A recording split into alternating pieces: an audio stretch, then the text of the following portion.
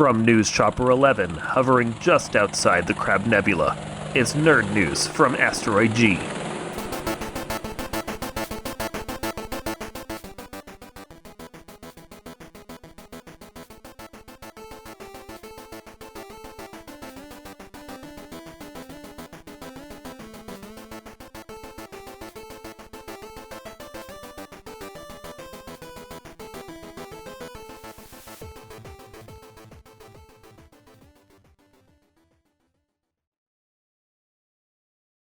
You're listening to Not So Live from Asteroid G. I'm Mike Finkelstein. With me, as always, is... Josh Schaefer. And...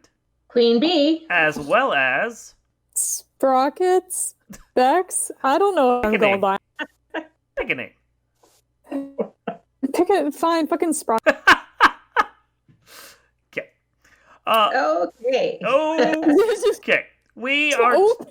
Okay. We are talking today about Nerd News, our monthly podcast where we go over the news of the day and try and find a nerdy twist to it. Of course, we've been dealing with the coronavirus for the last, 3 months of this, so there hasn't been anywhere near as much nerd talk as we would like. There has been, however, been a whole crap ton of actual world news to talk about, and I kind of feel like we need to start with that before we can get on towards anything nerdy, what little there may be, just because of how much has been exploding in the world. The last 2 months we've been dealing with the coronavirus, and then this month, I think the coronavirus got dominated out of the news by all the protests that we've been having. Yeah, pretty much. So, George Floyd was an African-American gentleman who was killed by the police, and I really don't think we can put it any other way if you watch the video. They pinned him to the ground and leaned on his neck and suffocated him for 9 minutes, and he died. So that touched off a whole bunch of protests, not just in, Minneapolis, where that originally happened, but everywhere else around the world. Not just the country, but the world. Here in Indianapolis, we had a good 2 weeks of protests so far, and it's starting to taper off here, which I don't think it really needs to taper off. I think it should keep going for a while, but yeah, we've had a lot of protests for quite a while at this point. So, guys, thoughts? Well, I'll pine in here. So George Floyd, I believe he was a bouncer at a bar. Here's the conspiracy theory that Derek Chauvin, who is the officer who actually put his knee on the neck of Mr. Floyd and killed him, was also a bouncer at that bar previously. And they had a few run-ins at this bar. So there's a conspiracy theory that this was actually a chance for Mr. Chauvin to inflict harm upon Mr. Floyd. Putting it out there. Sounds Makes a little sense. bit conspiracy theory to me, but he just happens to be a cop, Mr. Chauvin, and he just happened to also work at this bar and just happened to kill a former coworker. That seems a little too convenient.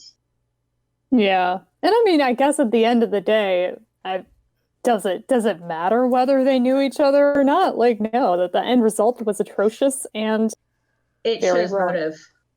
Yeah, it shows specific motive, but it still feels racially motivated considering all of the other incidents that we've had, not just over the last few months, but years and years and years. So I can fully understand why people have come out into the streets and are protesting at this point. When the government seems to be doing nothing to assist your group, you need to do something to get their attention, and I don't think there's any argument that the protests certainly got people's attention.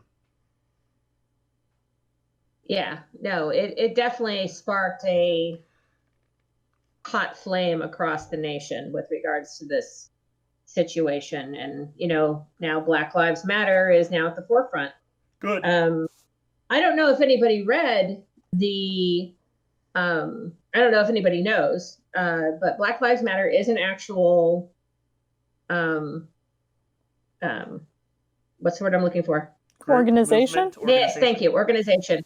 It is an actual organization, whereas All Lives Matter and Blue Lives Matter are just hashtag. Just people being stupid. Actual, yeah. Right. They aren't actual organizations. Thanks. Black Lives Yeah, Matter is. Yeah. I read their mission. I went and read their mission. I looked up more information about them, and I wanted to know what was their purpose? I mean, other than just getting it out there, did they actually have a purpose? And they are. Their mission clearly states that they are there to bring this situation, this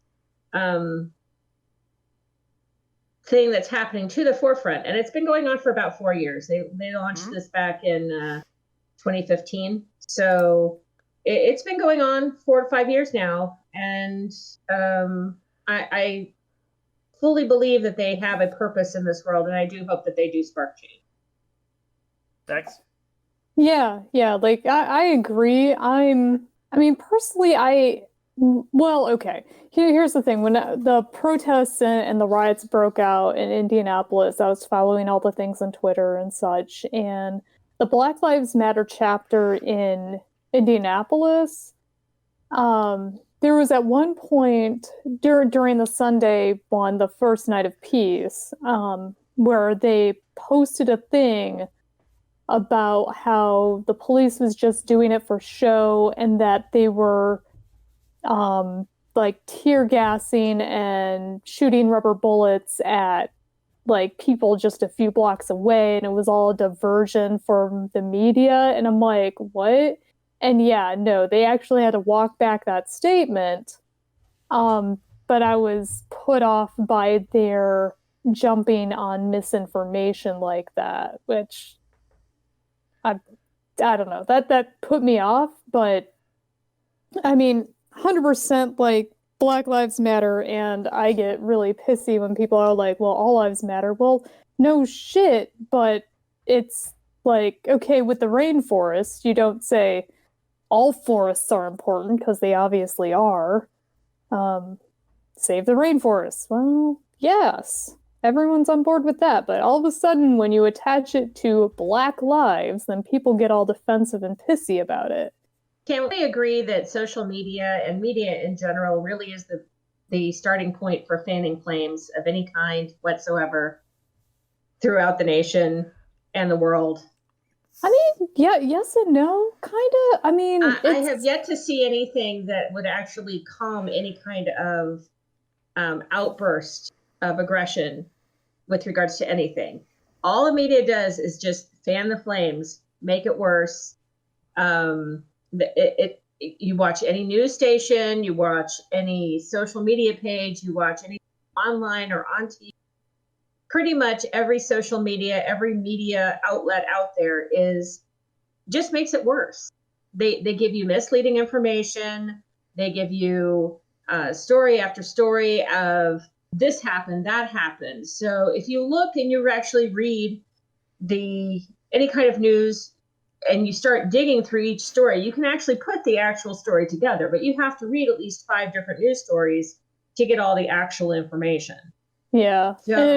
But that's how I wonder, like, okay, without the media and such, like, how does the information get out there? And I mean, I guess that's why I really preferred watching the live streams of the protests and the riots, because you got to see it point blank what was going on, not someone's retelling of it later.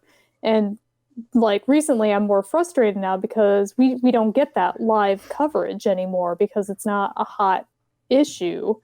Things are calming down, and then people just kind of give a summary of it afterwards in however, in their own biased words. We all have biases, but like with a straight live stream, people can see for themselves what's happening and be able to determine what they think, as opposed to, reading someone's opinion about it. I don't know hold on, one more thing. Mm-hmm. I don't know if this is just going to be one of these, pop-up moments during this COVID pandemic where, okay, now it's our chance to change the narrative into something else. But COVID's still going on. And this may be like all the others where, it starts to die down and we start to move away from it. We start to, hang our flags for the 4th and stuff like that. I really hope that it doesn't. I really hope that somehow BLM is able to maintain their hold on this story. Josh. Yeah, you're right. Josh, you are both the whitest person I know, and yet somehow the person with the closest finger to the pulse of the black community that I have in this community of friends we have. Where are you standing on this issue? I have a lot of mixed feelings about it, and by mixed I mean, on one hand, I want to just outright say that all cops are bastards. The ACAB thing that's going on. Right. But I also have a few acquaintances and friends that are police officers, and I know without a doubt that they're not racist. One happens to be an African American gentleman, so I feel like there's some conflict of interest there. I haven't spoken to him, so I don't know how he feels about everything, but personally speaking, I haven't had any or much issue with police. And I know white privilege has come up a lot, and in my younger days, Mike, I think you remember this. I used to, have a gnarly beard and super long hair like you do. And I don't know if you share similar experiences, but especially when I was younger, if I went to a store, I'd be followed around by security, and every time I left, like Best Buy, for example, even though I went every week to spend money on DVDs or video games, I'd be stopped at the door, and they'd check my bags and whatnot.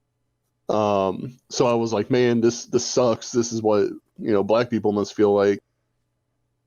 And then when I was younger, when people said you have white privilege, I was like, I don't have white privilege because I get stopped all the time for shoplifting, and I get pulled over every once in a while, et cetera, et cetera. But then I decided to donate my hair, and I cut it, to a more manageable length or shorter length, and all that stopped immediately. So it kind of, my struggles are obviously completely different because, I could cut my hair, shave my beard, whatever, but can't stop being black. You can't stop being black. And as a lover of history, I kind of have a little bit of hope because a lot of this, the U.S.'s racist past is kind of coming into light, because when I was in high school, it was pretty common for everyone to be like, okay, slavery ended, and that was the end of racism. Everyone is happy now. But that's obviously not true. And all this stuff's coming out that people even like as recent as Bill Clinton with the crime bill that he did. It's pretty much legally made it. I'm trying to choose my words carefully. Sorry. I don't want to just say like slavery is still around, but if anyone, you have racial profiling and you have mandatory minimums, and you had that whole push to put way more cops on the street to handle all problems when that's not really what the cops were meant to do. And a lot of that happened under the Clinton administration, and they touted it as a big thing. But this whole situation is definitely putting Clinton's legacy into a different light now. Right. And one thing that I've started to read up on, which I haven't before, but just kind of started to based off of people that I know that have been mentioning it, but the prison industrial complex is friggin' nuts. Like, they have quotas for people to be in prison. Like, they want X amount of people to be in prison in order to get federal and state funding. And prisoners are expected to work for free, essentially, which is technically legal under the Constitution, because while slavery is slavery is illegal, but you can actually be in slavery if you are in prison according to the Constitution. So currently, I think that's one of those issues that I've heard a few times recently, and the outcry about that is building. I would not be surprised if, say, Democrats take over all branches of government coming up, if that's one of those things that gets changed at some point. Yeah. It does feel like we're on a precipice for change, I guess is a way to put it. Not just for, the prison industrial complex and like maybe making things better for all races moving on, hopefully. with a few bills and so forth. Also with the idea of like, I know that they call abolish the police or defund the police, and what it really is change the concept of what the police are going to be expected to do. Like, their job should be investigating crimes. Their job should not be dealing with domestic disturbances and trying to placate various problems that social workers should be doing. If you want that, you don't hire military people to be the police. You hire social workers to do the job instead. So that's kind of what the whole defund the police thing is about. And there's brewing about like changing federal standards for that as well. And I'm cool with defunding the police. It's like, I think there should be a police force to help protect the people and whatnot from criminals, but I think that the militarization of the police is a huge issue. And also, I can't remember when it is, and I was trying to find it on the computer, but I can't readily find it. But there was I can't remember if it was the FBI or CIA or Homeland Security that had a memo about white nationalists infiltrating the police, specifically neo-Nazis and the KKK, which I assume is a bad thing, right? Like, yeah, like, probably. But it's kind of a sad time, and the unfortunate side effect of the Black Lives Matter movement is that it just makes, well, sorry, it's not a side effect of the movement, it's a side effect of the administration, because it emboldens all these races. Like, because as you know, Josette's Asian. She doesn't look super Asian. A lot of people think she's Hispanic, which is just mind-boggling. But after the protests and stuff, there's been 2 or 3 instances where, you know, people have been outright racist towards her at like Kroger or Target. So it's just like, it's kind of weird, and it's kind of scary as far as like, you know, I have 2 daughters who are mixed race at this point, but you know, like, I'm hoping that the future is a little bit better for them. But yeah, we'll see. But in relation to the protests, you know, coronavirus is going to go freaking nuts. Oh yeah, it absolutely is, and that's something I was going to touch upon in a moment. But there was one other thing that you kind of raised that I want to talk about just briefly as well, and that's the thing of, you know, it's the people that are like, oh, it's just a couple of bad apples in the police force, and missing the entire point of that statement of, you know, it's the couple of bad apples that ruin the entire bunch. You need to weed out those bad apples, because otherwise the entire police force is ruined. Yeah, and like I totally get Josh with the mixed feelings on it too, because like I have a cousin who is a police officer, and like I've met some very good-natured cops, and I've met some pretty damn assholes. Like I had a friend whose dad was a cop and was an abusive son of a bitch. So, but like with the defund the police, I think would be very helpful to both sides, because as I've told Mike here, it's like the police are responsible for so many things. They are basically the janitors of society.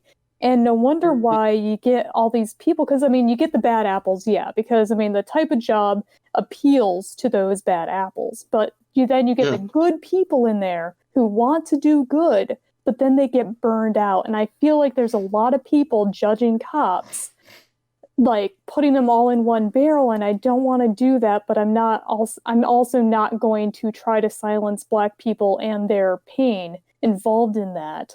But like, there are good apples in there who are just burned out, and they do not have like the things they need to do their job, and they're just being asked for way too much, because I feel like people who have not been in a circumstance in a job where you get that type of burnout, where you're dealing with people and can see just how easy it is to turn that line.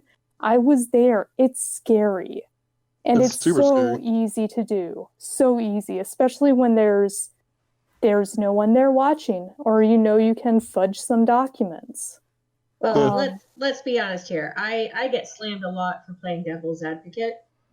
Like, I understand the whole BLM movement. I get it. But I also like to put out there, hey, I think this is why people don't like what is being said. Josh mentioned it earlier, the whole white privilege thing. One thing, and I will say this, and I say this quite often: white people suck. I'm white, Yeah. so I'm allowed to say that I suck. Yes. White people suck. Those who created our country, I will honestly say I believe they suck. Their beliefs back then were very unorganized and definitely all about supremacy and power.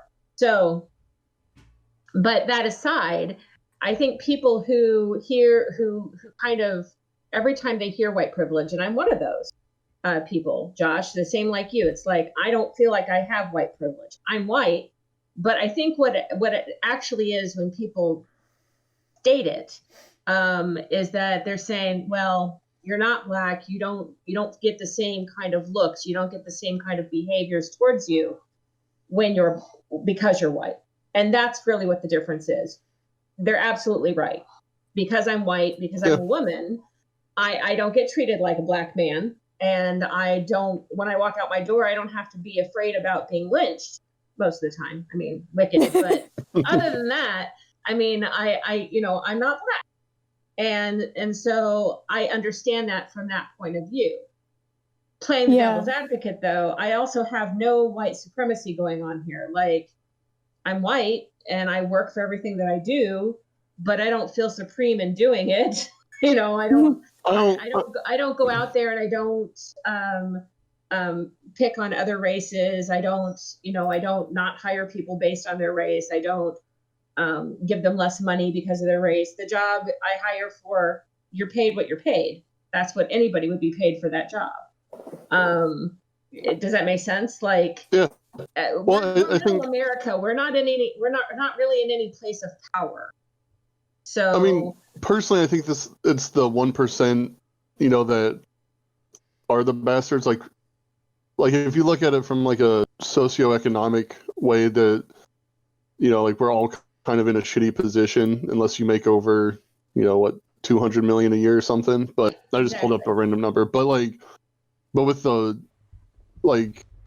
I feel like I have more privilege than the rest of you because my name's Josh Schaefer. I'm a tall ass white guy, pasty ass. I'm not anything special, but I'm a white male. You and Bex B are women, so you don't have as much privilege as I do. Mike, your last name probably hinders a little bit, so there's that too. I am in an interesting position there because, I get to be white because I'm Jewish. So on the one hand, I get to see some aspects of the white privilege and see how that plays out. And yet at the same time, it's also the thing of, the back of my mind of sitting there going, well, if we were in Germany in the 1940s. So and I mean, there's the white supremacist groups and neo-Nazi groups here would hate me just the same, whether or not, I'm in a particular era right there. So it's an interesting way to be for me, but I definitely see the white privilege of things because, most of the time I blend and no one even thinks anything else of it. Yeah, and I think a lot of times too, going back to what B was saying with the white privilege and the reactions to that is like everyone's getting an opportunity now to like try to stop and think, okay, why does this bother me? Reevaluate. I mean, I grew up fucking poor as shit and wondering where food will come next, but yet I was a cute little white girl, people love, helping out little white families. The privilege is not just to say, oh, things are easy for white people. It just means they're easier based on racial bullshit. And it's not about lowering things for white people. It's about raising everyone else up. That's exactly. And that's why you get the reactionaries to the all lives matter. Well, blue lives matter too. Like, okay, that's just a defensive position you're taking. We're not saying they don't matter. Yeah, they do too. Psychologically too, I think, because most of the people that I've seen or noticed that have a larger issue with the Black Lives Movement or don't understand the difference between Black Lives Matter and All Lives Matter are like boomers and later, by and large. And psychologically speaking, I think that it's because, you know, your entire life, their entire lives, they were pretty much told that white people are just better. Because I can't remember the number or the year off the top of my head, but there's people that are still alive. Like my mother, who's 62, 63, was alive during a time in the United States when it was legal to racially discriminate against black people. I think it was 1964, 1965 when the Civil Rights Law passed. Yeah, I think so. So my mom was probably 10 or 11 when that passed. But there's people that are older than her, obviously, that, you know, that's a part of their life where, but that's a part of her life and her upbringing where they were just told, well, you're better than this person because you're white. Now, my mom's not racist. My grandmother was super racist, but it's one of those weird things where these people are afraid of losing power that they don't actually have. They have the privilege, but by and large, they don't have any power, but they're afraid of losing their superiority. That's why you're seeing a resurgence of people who are like, don't mix races. And that's why, you know, even people who aren't or who would consider themselves not racist are against mixed races. And because I have an acquaintance at work who was married to a black or is married to a black guy, and he or her parents hate it. Just because he's black, he's, you know, smart guy, and there's nothing wrong with him. But it's just crazy to me how like these people are like, oh, you're diluting the white genes and blah blah blah blah blah, but they don't consider that racist because I don't know. I'm kind of going in circles, but well, That's so weird, there's though, this yeah. idea that okay, so you're going to listen to people who have who are accused of white privilege, okay, and they don't understand, and so that's why they say all lives matter and blue lives matter. But there's also that understanding of, in order to make people equal, you have to lift everybody up to the highest space.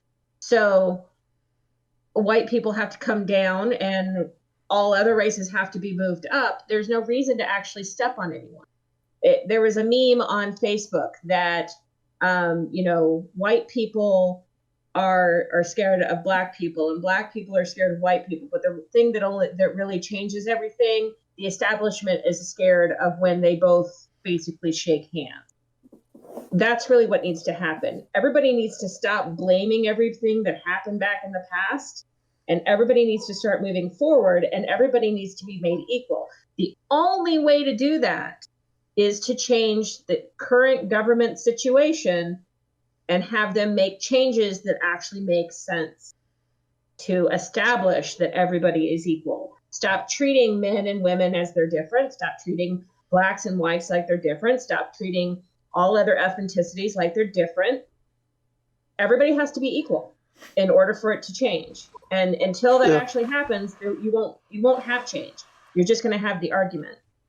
And white I agree with that. Like, to argue with black people will continue to blame white people. And there's no blame. All you have to do is just start making the change. Stop blaming and start changing. That's really what it comes down to. Sorry, I'll step off my soapbox now. No, I mean, you're right. Because, well, I think a lot of the problem is, the education standpoint, but like you said, change the government, change the laws. And I don't think a lot of people realize what they need to do in order to do that. They just vote for the president and hope for the best. And it's like, no, you can talk to all these public officials and try to do something. But it's not something that's really widely taught. Right. And I mean, there's Google, but sometimes, and I find this with myself, sometimes you don't realize it's a thing you can do until someone's like, hey, you can do this. And you're like, what? Really? Well, there's also the thing of when you say you're going to elevate one group of people, everyone assumes that means you're going to do it by taking away from someone else, and we're not. It's the thought is not to take away from people in general. Well, unless you're the upper 1%, and that's who we need to be taking away from to balance it out for everyone else. Because the privilege that people feel and the issues with income disparity and everything else that fuels a lot of this also is the fact that the upper 1% dominate like everything else and own so much that no one else can compete. And you want to help balance things out a lot, just start charging Jeff Bezos like 90% income tax again, like we did back after World War II. Not wrong. So Bill Gates said you could do that, so he was perfectly fine with it. Since we raised this earlier, let's move on to the coronavirus, which the country and the rest of the world is trying to treat it like it's no longer a problem and we can just start getting back to our lives. And that's fucking idiotic. Yeah, because they're like, oh, we've passed the first wave, but the new numbers are saying that we're still in the first wave, and the first wave's just getting worse. But, and I think... It's not a curve, though. They keep talking about like it's a wave, and the whole problem is the fact that if you know anything about waves, they come back. That's how waves work. Mm-hmm. Yeah.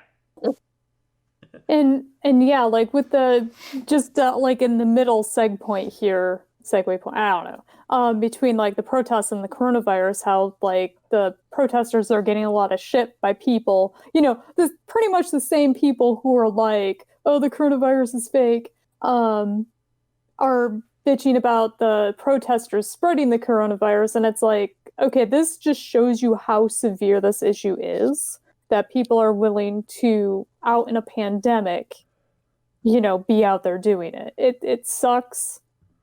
It just sucks. But, like, onto the COVID, the numbers are, at least in Indiana, slowly starting to maybe go down with new positive cases, but it's nowhere near where it should be for us to be reopening. And that will likely spike again in a week or so when the coronavirus spreads from the people who had the who are out for the protests. And of course, then you're getting people that are going to beaches and lakes and are going to have 4th of July celebrations because they're stupid. It's all going to spike again before too long. Yeah. I have a coworker that's going up to Michigan, probably for some little vacation. I'm like, are you fucking serious? Clearly she is. She is very serious at that point. So. Yeah. So basically the message is remain safe, everyone. Continue to wear your PPE and still take coronavirus seriously, just because it's not in the news as much as it was, because the narrative has been changed to riot, to presidency and primaries, because that all happened within the last few weeks as well. Corona is still a very serious threat. It is. So, speaking of, because the coronavirus is still a threat right now, there's not a lot of nerd news to talk about in the nerdy sense, but we did get the announcement recently that both the new film from Nolan, Tenet, has been postponed by at least a couple weeks, and Wonder Woman has been postponed all the way from August back to October because of the coronavirus and worries over theaters and how many people they can fit in and everything else. AMC has come out and said that they're not even certain they can weather this, and they may just collapse altogether, which is leading me to think that the entire idea of the movie industry at this point is just going to completely change. Oh yeah, I bet you we're going to see more home release type stuff. Mm-hmm. Well, every studio at this point has some streaming service they can go through. Disney and Disney Plus, Universal with both. I think they have like 2 different streaming services, but their key one is Peacock. Paramount has CBS that they can work through with the CBS Online, whatever it's called, whose name I no longer can remember because who uses the CBS one. And if you don't have any of those, you can still go through Netflix, and Netflix will pay you a boodle of money for it. So it's the thing of, what do the movie theater... Josh, I know you and I had this conversation years ago, but it's a thing of, when you have a really nice TV, you have your own speaker system, you have a good internet connection, which not everyone does, that is fair, but what does the movie theater experience really provide at this point that you don't get better at home, not having to be around people, not having to pay $10 for a bucket of popcorn? What is there that's the lure at this point, besides the fact that movies came out first in movie theaters, and now they're probably going to stop doing that? Yeah, I honestly like with the way audio technology and TV technology is right now. I don't really, unless you're seeing a 3D or IMAX film, it's not really much difference. Like, I'm more comfortable watching a movie on my couch than I am at the movie theater.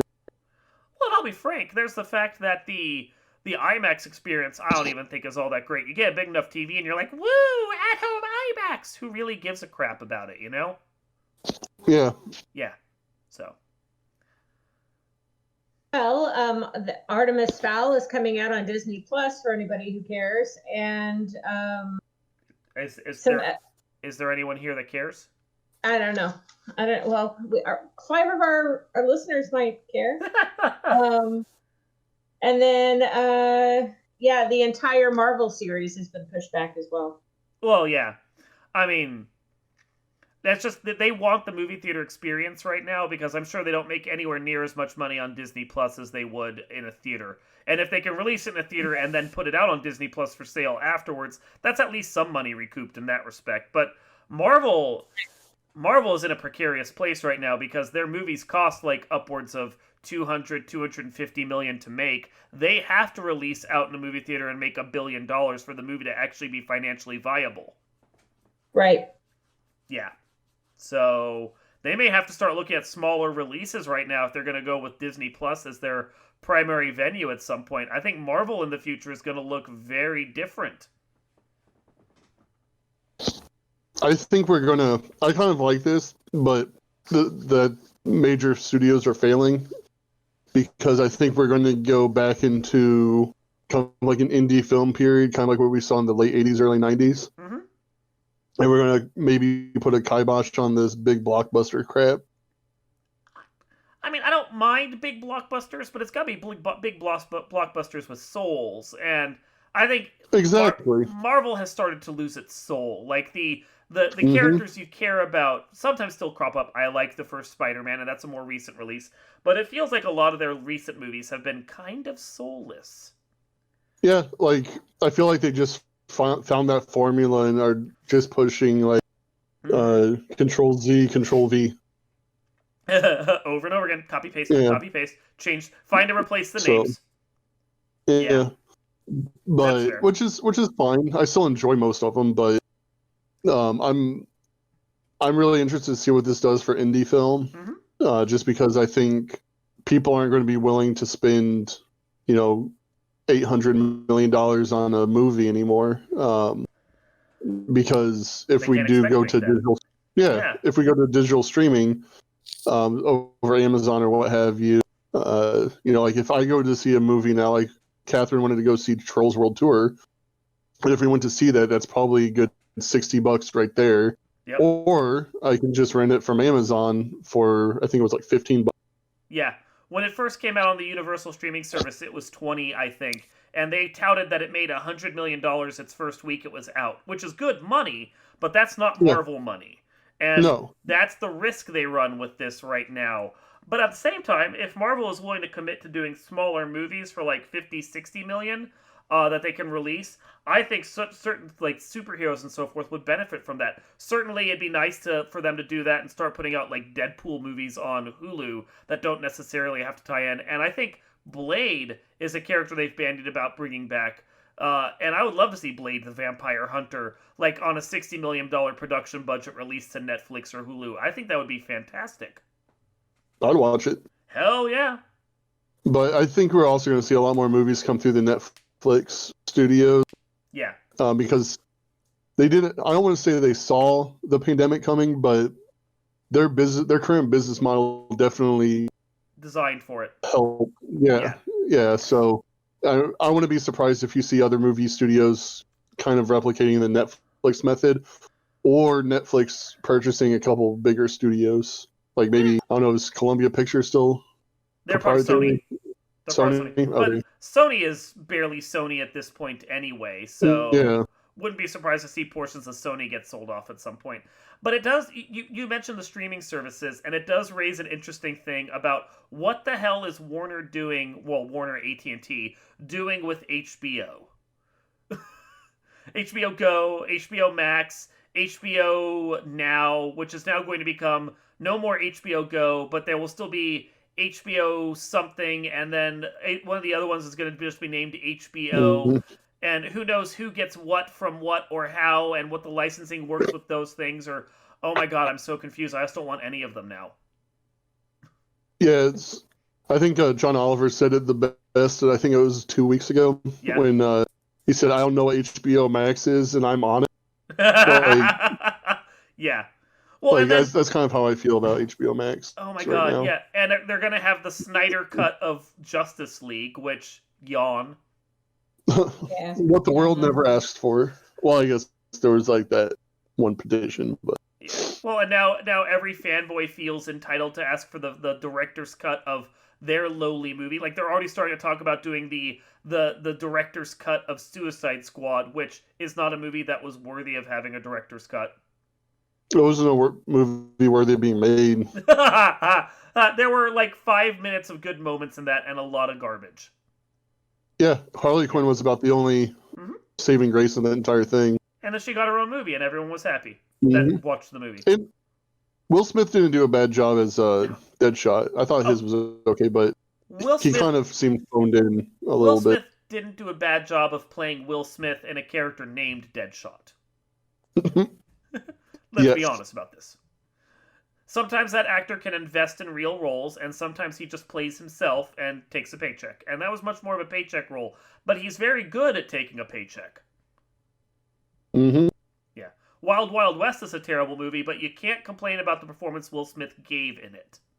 Oh, no. I love Will Smith in that movie.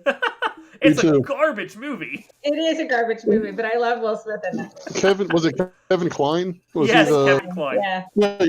Yeah, he did a good job too, I thought. Yeah. Not Will Smith good, but... No. Well, that movie was a piece of shit, but it is worth watching because of Will Smith. And even some of Kevin Kline's performance is pretty damn good. It's a piece of shit movie. Now available on HBO Max, whether or not you have it or want it. I don't even know how to get HBO Max, and I haven't had any desire to Google it to find out. And you have HBO Go! Shouldn't you just automatically get it because you pay for HBO? Like, what the hell is this? Oh, at first I thought you were saying that's how it works, so I was like, I don't know, is it? It's a way for cable to rape you of the rest of the money that you're not spending because of COVID. Well, I lost 10% of my income, so HBO ain't getting it. Yeah, that your COVID did actually affect you.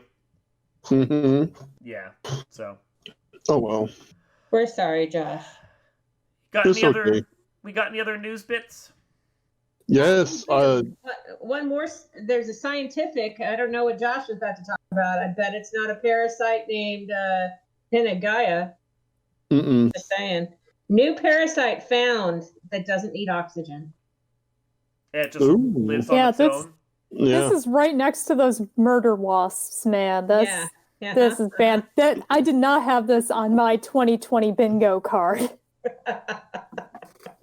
Well, it's a parasite that's not necessarily going to kill you. It just lives without oxygen. So who knows what kind of terrible things are in our future, Josh? Oh my gosh. Josh is not in our future. I don't want to know. No. You said you had new news. I know. I was being funny. Mine's kind of sad, and this is for the comic book fanboys, specifically the DC ones. But Denny O'Neil passed away I think he was 81 yesterday. So he was a Batman and Green Lantern producer, wasn't he? Yeah. Aww. Yeah. He wrote and he also, I found out this yesterday because of my boy Greg at work, but he also wrote one of the most controversial. Greg, he doesn't listen to this. But he wrote one of the most controversial Wonder Woman stories too. In the 60s and 70s, he depowered Wonder Woman, and I guess caught a bunch of flack from feminists. I was gonna joke that it was the pantsuit Wonder Woman era, and apparently it was the pantsuit Wonder Woman era. Yep. Hey, a good pantsuit can do wonders for a woman who has superpowers. It was the 70s. Let's be honest. It was a leisure suit, so. Yeah, yeah. Not so much. Who's a Star Wars fan? What? I think Becky might like it a little bit. Just a little bit. Clone Wars is expanding episode 11. Should anybody care about that? So yeah, Mike, we gotta get back on to watching that, I guess. Okay. What you should watch instead is Avatar: The Last Airbender, because I finally started watching it after 10 to 12 years worth of Josette pestering me. Same. And Just it is same. Josette pestering so you for 10 good. to 12 years, Becky? Okay, well, no, but I've been pestering myself for past 12 years and just finally gave in. But The first two episodes are garbage, but well, they're not garbage. I didn't like them, and I couldn't get into it. But it's so good. Nope. How far in are you? Second season, they just met the Earth King. Oh, I'm You're about pretty the much same part. Yeah. yes. That's the same part. Yes, they just got into Ba Sing Se, and the creepy lady's giving them a tour or whatever. or I'm hanging out. right after that, a little bit after that. Oh my gosh, I'm so gonna catch up to you. This is great. How do you? Okay. I'm gonna nerd out. B got to already hear my spiel on this, and I'm sure you might have seen my Facebook. Toph. What do you think of Toph? I love Toph. I hate her so much. She's such a bitch, and I love her. I hate that she's a bitch. I'm like, She's starting to warm up a little bit. At first, I thought she was annoying, but I think she adds an interesting group dynamic. yeah, But I'm like, I'm waiting for those redeeming qualities to make her feel better for me, but I'm not sure. I think she actually does. I'm not going to tell you what it is, but she does have a growth moment in the next season. Because so far, all I've seen was Katara is all like, oh, you should give Aang some positive reinforcement, and she kind of did a little tiny bit of that. I'm like, oh, okay, yes, more of that, please. Yeah, she's where I'm at right now is she's starting to let her humanity show more. So that's good. I just like how she just smacks people down verbally, or like the subtle things where it's like I can hang up. I don't know if you've seen this part yet, so I'm not going to ruin it for you. But they put up posters in Ba Sing Se, and there's some funny lines with that. Oh, okay. Because I don't know, like every time she talks, I hate it. It's like I like the verbal smackdowns, but not when it's every single thing she says. That gets old for me. Like in my head, she's just opposite of Aang. So because Aang's the cheery optimist, and she's just the crushed, tortured soul. Down to earth. I see what you did there. Yep. Yeah. And that's the thing too. Like I generally like grouchy, gruff characters, but we love not. You too, Bex. Oh, thank you. But with the way that she's portrayed so far, it's just got me. And who knows? Maybe I was just in a mood. So I'm still trying to give her chances. But who's your favorite character? My favorite character. Water buffalo. I really like. Yes. I do like that Appa. Appa. But I really like Uncle Iroh's really cool. Yes. I love him. Yeah. Suki is pretty cool. I like the badass warrior women people. Yes. That was going to be one of mine. Yeah. And I don't know if you've seen him yet, but there's I can't remember his name, but he's like this guru dude that Aang runs into.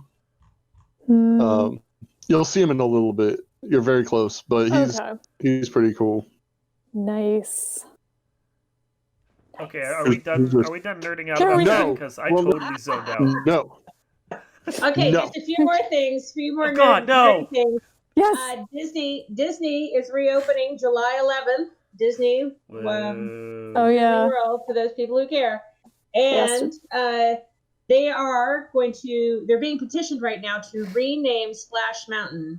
And we had talked about this slightly earlier, that if they do rename it, since there is hardly any Tangled at that park, they should rename it based on Tangled. Why would they rename Splash Mountain? Yeah, because of the aqueduct scene. Yeah, That they're going to rename. They want to rename, or people want them to rename Splash Mountain because Splash Mountain is themed after Song of the South. Song of the Oh, South. is it? Yeah. I didn't know Yes. that. Yep, you Yeah. go through it, and it's all like zippity doo dah, zippity day, and I'm like, oh man. Which, I mean, most kids aren't going to know what the hell that is at this point because Oh, yeah, I no. don't even think the song itself shows up on any of the song compilations or anything they do anymore. It's just this No, random. Oh, it does. It's on the It purple. does. Yep. Catherine Okay. actually had us sing that for a concert Wow, in first grade. That's Not sure. awkward. Yeah, when they started singing it, Josette and I kind of looked at each other and we were just like, "It's Greenwood, I guess." Oh man. That's So funny. inappropriate. Okay. That's funny. But yeah, I like the Rapunzel pitch. Yeah. Good. I like That would that be a lot. great. I like that a lot. And then do like a Tower of Terror thing with her, like her tower right there. Right? Yeah.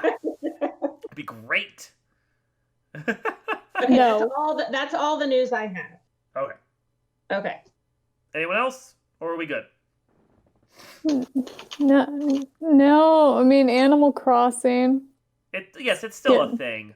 It's still a thing, hitting a lull. Do we know if there are Switches available?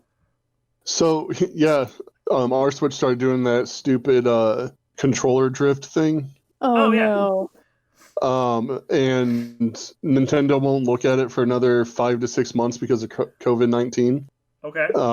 So we bought Catherine a Switch Lite, Okay. and it reset all of our Animal Crossing things because yeah. you can't transfer accounts for. Well, you can't transfer the save file. So that was fun. Oh, So she yeah. had to She start just- over. Why didn't you just buy one of the Pro controllers? She likes to use it as a handheld, not as a. I mean, you could just set it on a table and then play with a Pro controller. We could tried learn. that and she didn't. She likes to like lay on her bed and play it like All a right. Game Boy. So All right. Oh, And you apparently. didn't want to just buy a couple of new the little stick-on controllers? we tried and it still had the issue. That's Nintendo thinks stupid. it's a part of the yeah. So, Ugh. but Okay, well, apparently Target has Nintendo Switch with Mhm. gray Thought they were Joy-Con advertising for that. available. that's the one we got. So Oh, I thought you said you got a light. oh, it's yeah. It was light. I thought you had a. Yeah, no, this is like actual console Oh, is Josh, pay available. Wow. I don't know how. I'm too Oh, poor to pay wait. attention. Okay, this is bullshit. It says it's temporarily out of stock after I click on it. On the page before where it says other things are out of stock, but it says, oh, it's in stock here. So, if you need a Switch Lite, just talk to Josh because apparently he knows how to get them. Yeah. Okay. We just got it from Target.